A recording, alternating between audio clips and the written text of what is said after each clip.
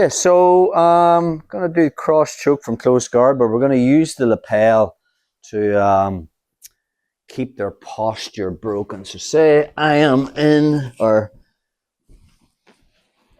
inside my close guard. Okay, so we want to break him down. If he's two hands on me, I can swim inside, pull with my legs. I'm controlling the inside space. I get head and arm control. From here, I'm going to open up the lapel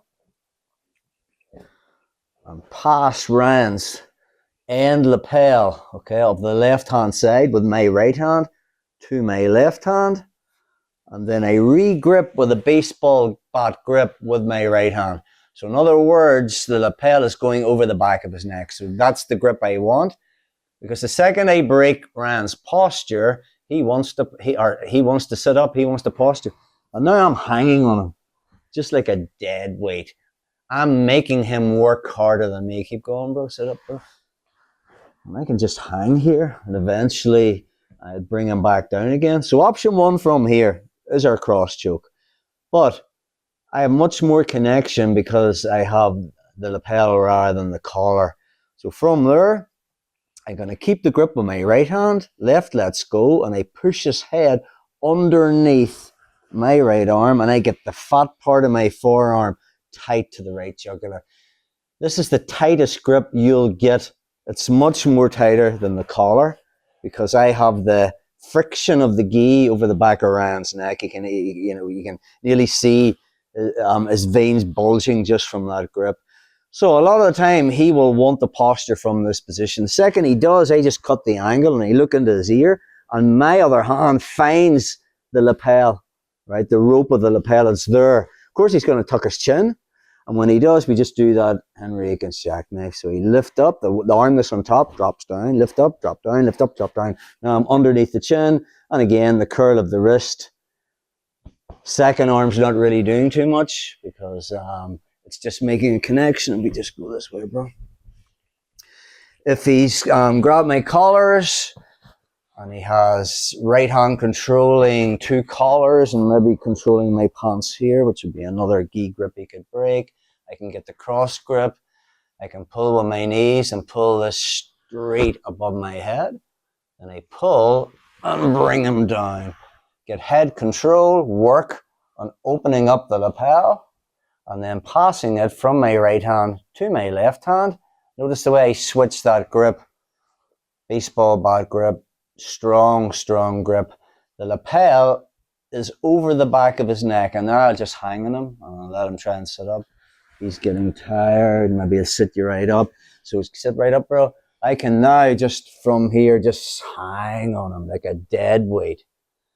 He is working harder than me. When I break him back down again, right hand keeps the grip, left finds the back of the head, and I physically push his head underneath my right armpit. As I circle that over, I have the connection now. My right forearm against his right jugular.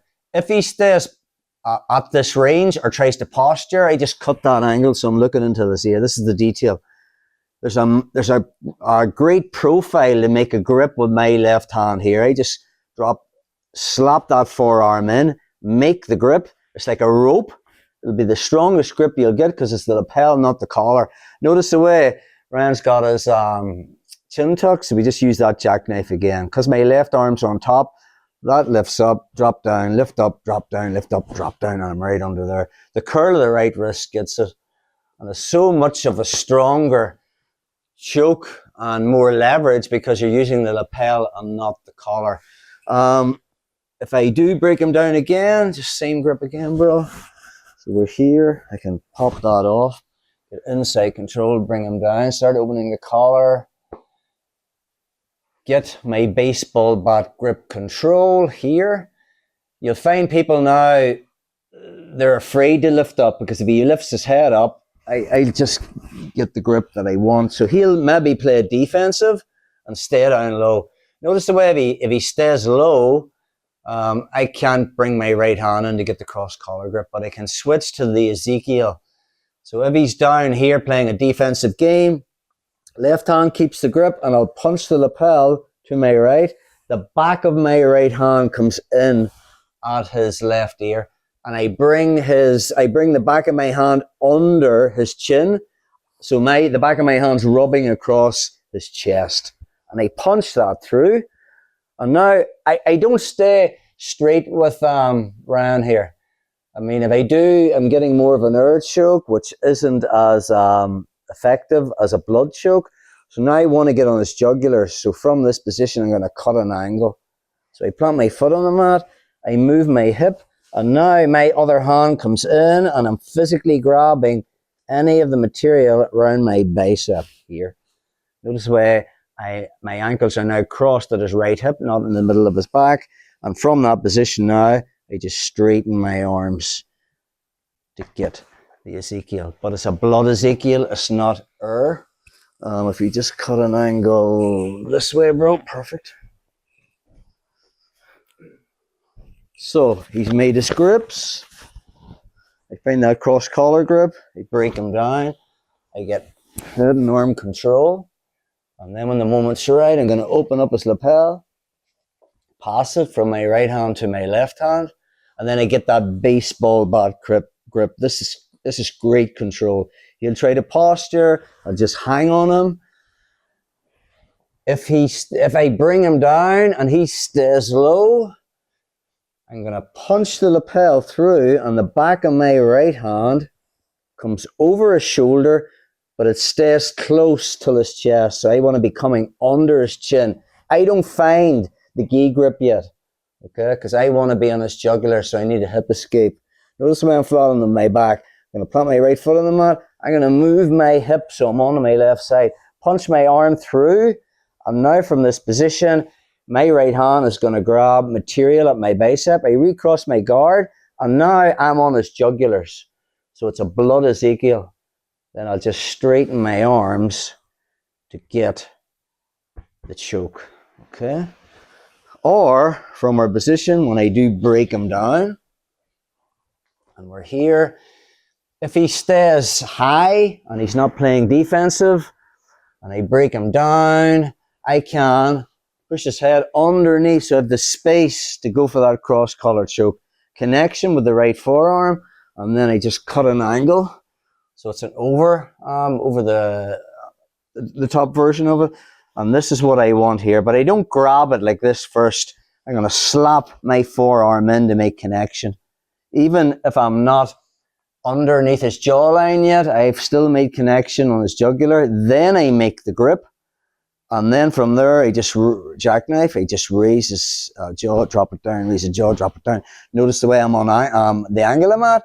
And now from here, I just come back to where I was. And I have it. One more thing that we want to be thinking about, just scoot back that row, bro. This grip is very, very hard to break.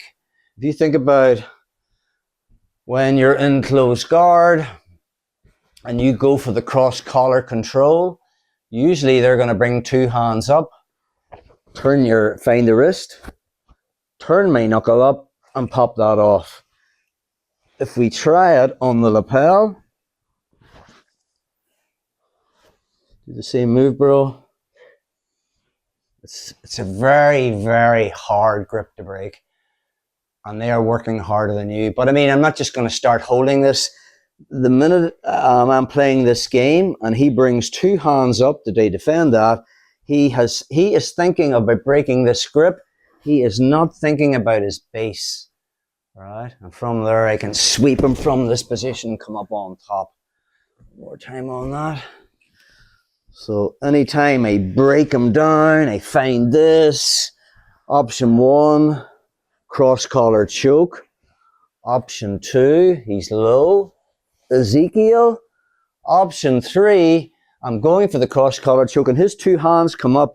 The minute his two hands come up, I transition from close guard to a knee shield open guard.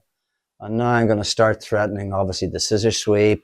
His hands are up here. He's not going to be posting. I'll kick him in the hip. Then I'm coming up, and now I can start finishing from mount top. So that using that lapel over his shoulder line from close guard to control his posture gives you lots of control and lots of choking, attacking positions to get in.